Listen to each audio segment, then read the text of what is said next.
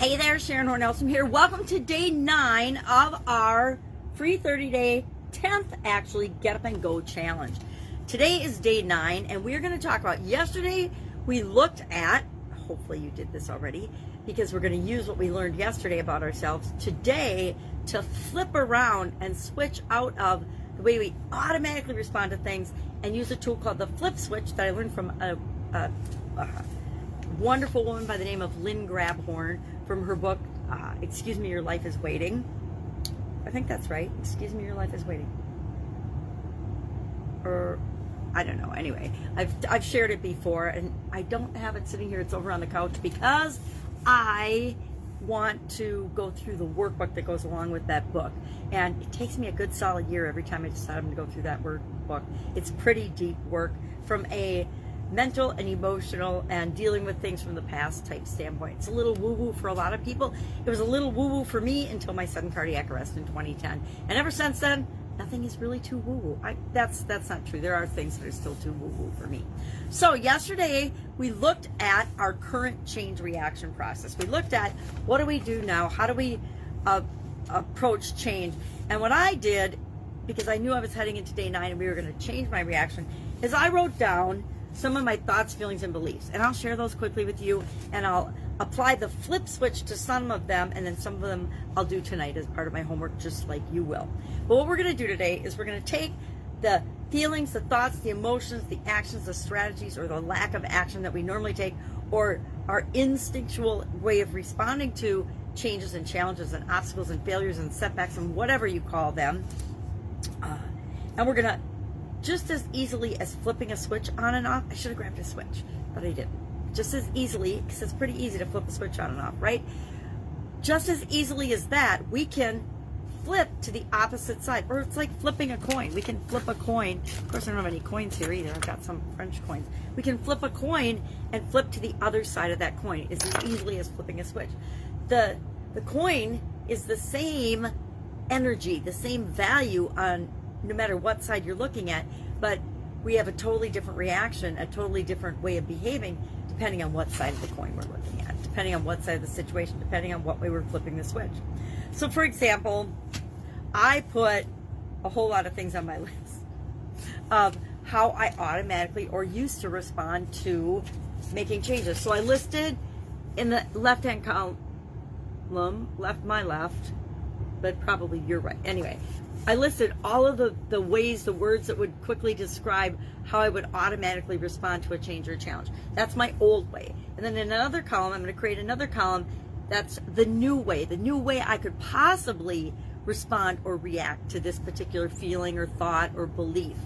Now, what I do in the meantime, how do I get from old to new, is I just flip the switch. I ask myself, and I think we talked about this when we talked about what do we want versus what do we don't want. By taking the opposite of what we don't want, we're flipping the switch to what we do want. It's just taking the opposite of something.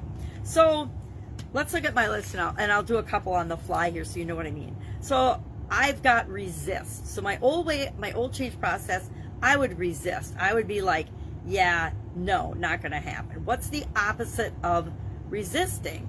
Well, accepting, right? I guess I should write these down. Accepting, right? I can accept what happened. I don't have to agree with it, but instead of resisting, I can accept it. Doesn't mean I'm going to go along with it. It just means I'm a slightly better feeling and slightly closer to taking action. Deny or disbelief, I put accept what is. Believe, the opposite of disbelief is, of course, belief. Open my mind, face facts. I can ignore what's going on. Well, when I'm ignoring, what's the opposite of ignoring? Pay attention. I can complain, and instead of complaining, I could compliment. The opposite of complaining is a compliment, right? I'm looking at the negative or I'm looking at the positive. I can be a victim. Instead of being a victim, I can choose to be a victor. How can I see myself as a winner in this situation? How can I make sure I'm a winner in this situation? If I'm upset, I can look for calm, peace. If I'm angry or negative, I can look for the positive. I can be unruffled. If I'm looking for a way out, I can look for a way to take responsibility. The opposite of looking for a way out or making excuses is to take action and take responsibility for what's going on. I procrastinate. The opposite of procrastination is to take action, so I act now.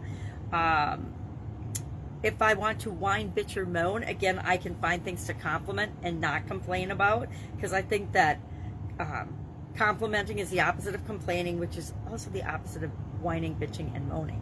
I can do nothing. What's the opposite of that? I can do something. I can take some action.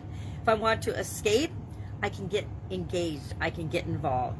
If I want to...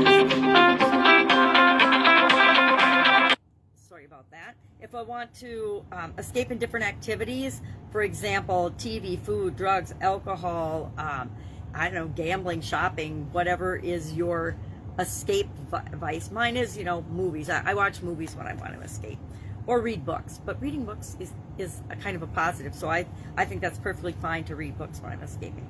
But what's the opposite of those things? Well, take care of myself.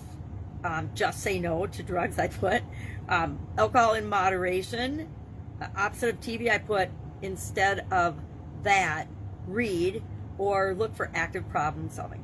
What if I freeze and I just want to do nothing? Well, I just take one step, one single step in the direction I want to go. So that's the kind of thing we're going to do, is we're going to look at those things. Now, what are some of the beliefs and things I used to have? And I'll just share these. I won't do the opposite yet.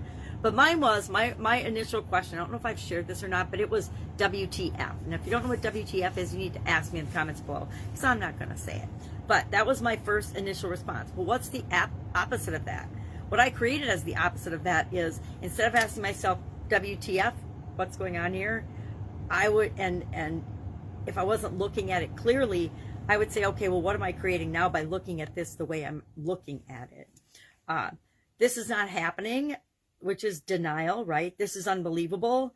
Have anybody had any of these thoughts in the last year besides me?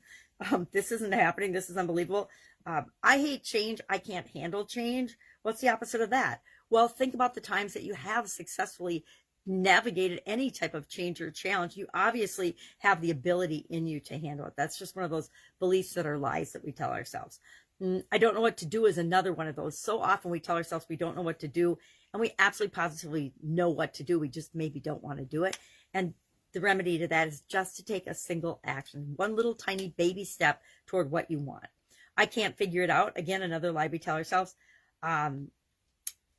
I'll just wait it out and see what happens. Again, procrastination, take action, or this won't last. I think these are pretty common beliefs that I had and a lot of people have had when the whole COVID pandemic started, right? Or with all the political nonsense that's going on in the United States.